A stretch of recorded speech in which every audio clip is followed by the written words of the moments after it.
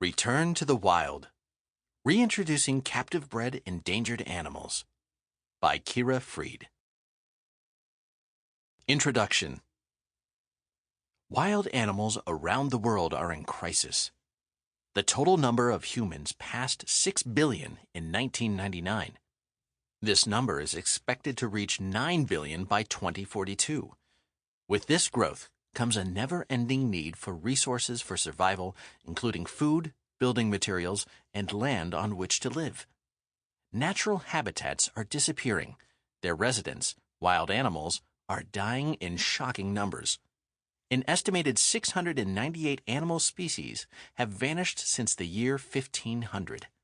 More than 7,500 others are now in danger of becoming extinct or disappearing forever. People often use resources with no concern for the impact on the environment.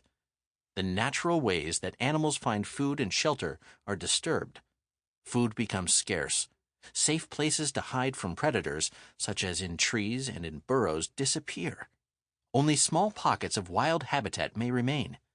All of these events can push a species or an entire ecosystem to the point of no return. All the parts of an ecosystem depend on one another. A change in any one part can upset the balance of life. The change may be as small as the home of a beetle being destroyed.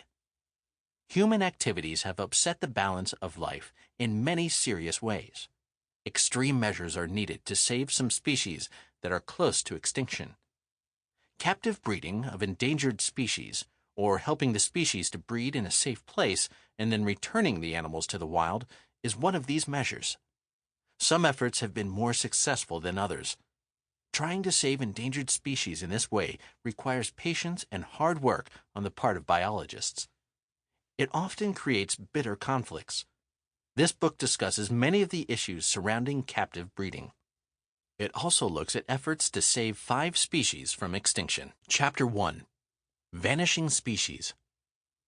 Back in the mid-1950s, the word extinction usually brought to mind dinosaurs.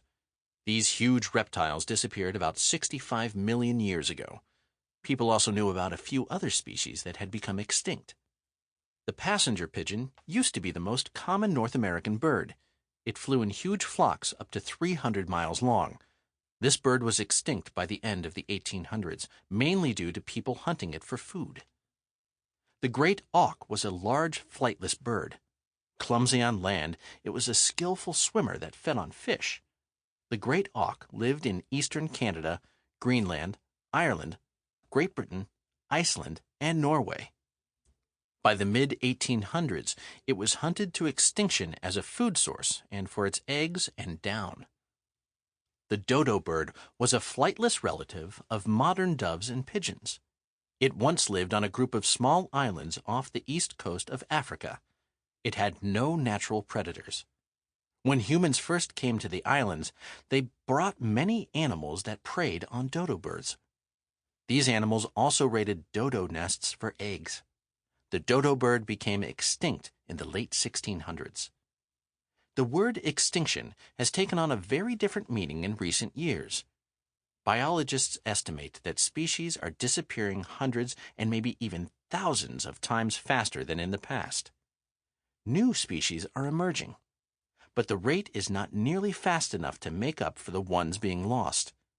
What factors are causing extinction rates to skyrocket? Habitat destruction and fragmentation. The Great Plains of the United States was once home to bison and elk. Now most of this region is farmland. The Amazon rainforest has the most diverse life forms on Earth. Almost 2/5 of the rainforest has disappeared in the past 40 years. Biologists expect another 1/5 to be gone in the next 20 years. Wild habitats around the world are vanishing as humans continue to multiply. Habitats are also becoming fragmented or split into pieces. Large regions of wild land become divided into small areas separated by farmland, pastures, or barren ground. Breeding groups of animals become split up. This can be the beginning of the end of a species. Pollution. Pollution can have a terrible effect on wildlife. Paint, Sample complete. Ready to continue?